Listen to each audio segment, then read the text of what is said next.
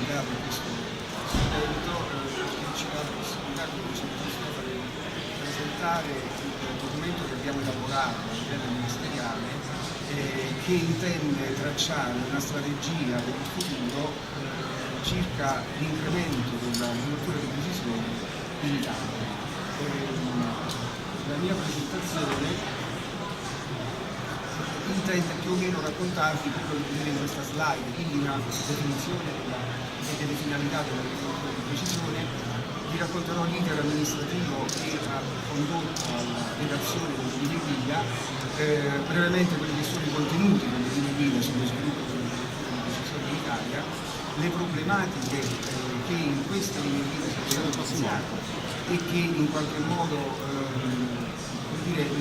devono essere superate per favorire la diffusione di questi strumenti, qualche strumento di sostegno finanziario, perché noi sappiamo che nell'agricoltura esistono strumenti finanziari per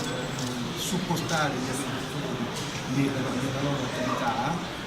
C'è un progetto particolare che sta finanziando il Ministero che si chiama AgriDigit e che va proprio in questa direzione. E poi brevemente quello che intenderemo fare dopo l'approvazione delle linee guida e soprattutto come vi racconterò quali sono le prospettive a livello comunitario, perché noi siamo nella programmazione 2014-2020, ma già stiamo cominciando a pensare come sarà la futura programmazione della politica agricola europea per il 2027.